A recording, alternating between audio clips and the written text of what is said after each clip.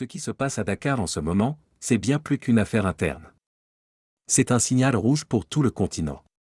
Derrière les communiqués lisses, une vérité brutale éclate, la dette étrangle, l'État se vide de l'intérieur, et les rêves de souveraineté se heurtent aux exigences du FMI. Le gouvernement sénégalais a annoncé la fermeture de 19 agences publiques. Près de 1000 emplois sacrifiés. L'objectif ? Économiser 55 milliards de francs CFA sur 3 ans. Mais quand un pays africain doit se couper un membre pour survivre, ce n'est plus une réforme. C'est une urgence vitale. Pourquoi cette saignée ? Parce que la dette a explosé, 132% du PIB fin 2024.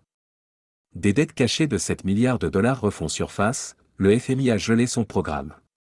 Et depuis, Dakar négocie sous tension, avec des divergences fondamentales qui persistent.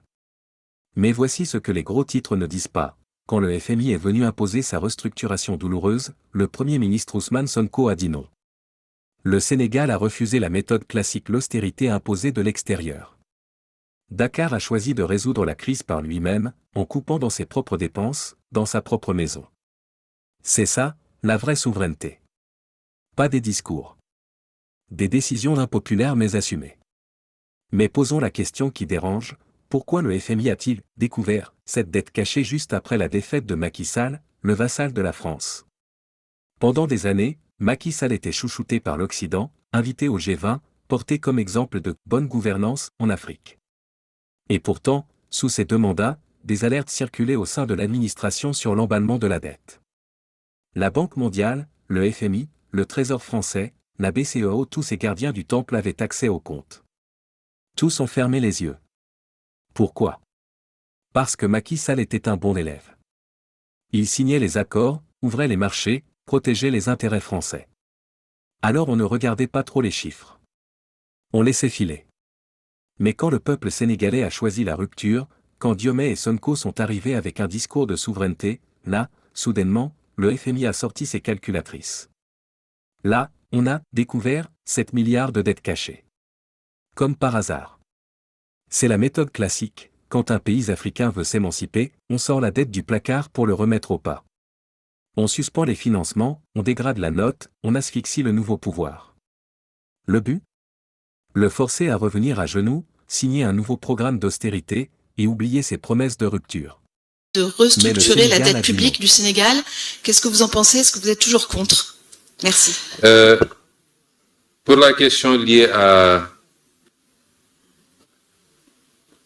la restructuration, je vous rappelais que nous savons tous la situation dont nous avons hérité, qui au début avait fait l'objet de toutes sortes de contestations et de remises en question. Aujourd'hui, au moins, il n'y a plus de débat sur la réalité de cette dette cachée par l'ancien régime, ce qui est d'une particulière gravité, et toutes les conséquences de droit vont en être tirées. Et les discussions avec nos partenaires ont tourné autour de ça.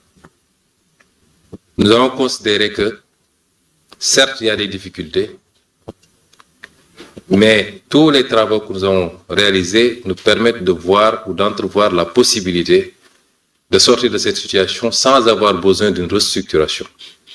Nous considérons que, de l'analyse que nous en avons faite, notre dette est viable. Et c'est historique. Le plus grave, c'est que cette crise a quitté les bureaux climatisés. Elle frappe la rue, les universités, l'emploi. Même Reuters alerte sur un climat explosif dans les facultés sénégalaises. Parce que quand l'État se serre la ceinture, ce sont toujours les mêmes qui trinquent. Le Sénégal, ce pilier de stabilité ouest-africaine, vacille. Et s'il tombe, le choc se fera sentir bien au-delà de ses frontières. La vraie question n'est donc pas seulement, le Sénégal va-t-il s'en sortir ? Elle est, combien d'autres pays africains foncent vers le même mur, sans encore vouloir le voir ? Le Nigeria avec sa dette qui ronge ? Le Kenya, secoué par des révoltes fiscales ? La Tunisie au bord du gouffre ? Le Ghana déjà en défaut de paiement ? Le modèle est partout le même, emprunter, rembourser, subir.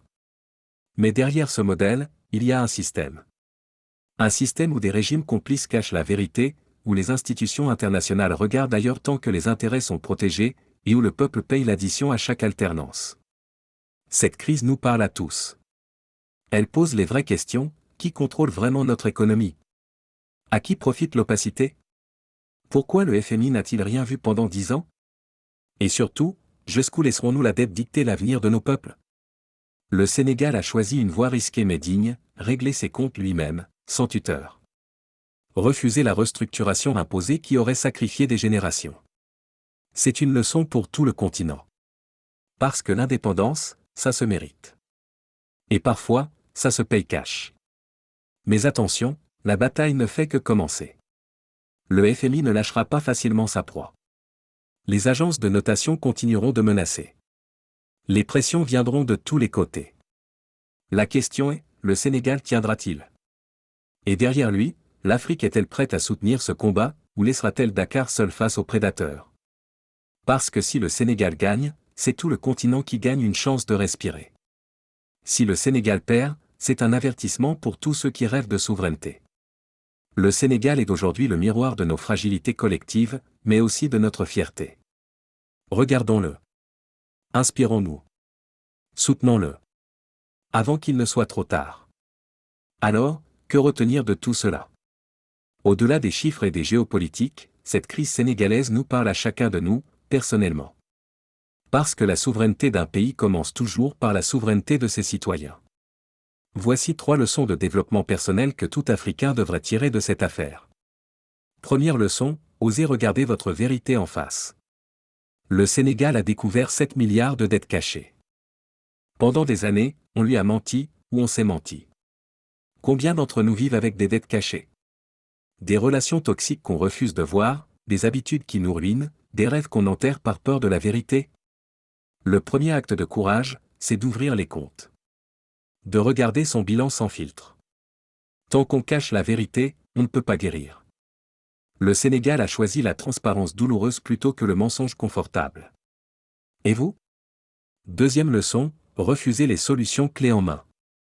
Quand la crise a éclaté, le FMI est arrivé avec sa recette habituelle, austérité, sacrifice, toujours les mêmes qui paient.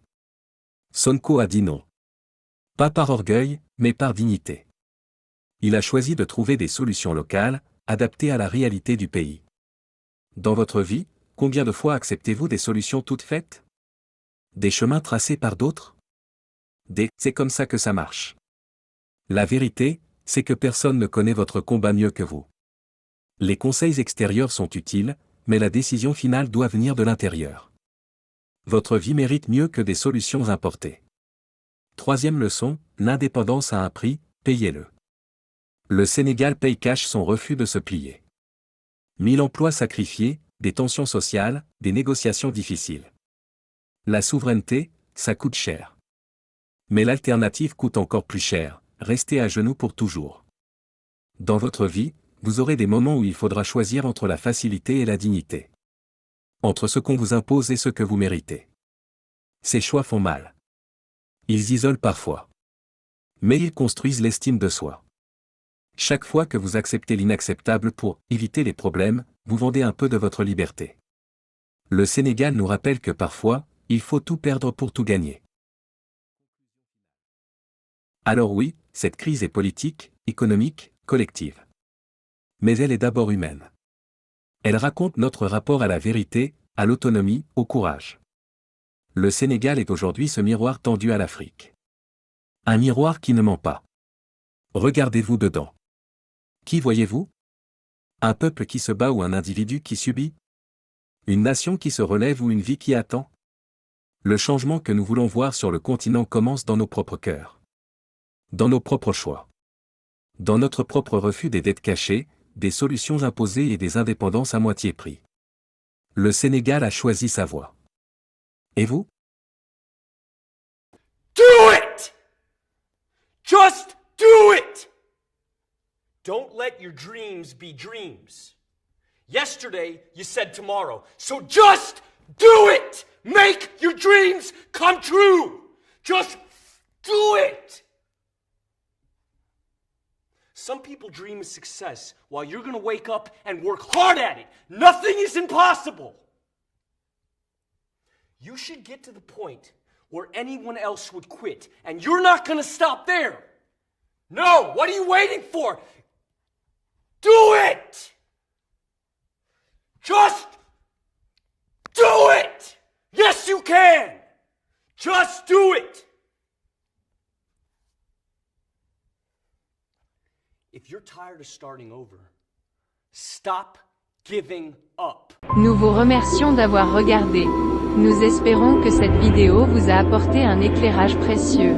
N'oubliez pas de vous abonner à notre chaîne et d'activer la fonction de notification pour rester au courant de nos vidéos informatives.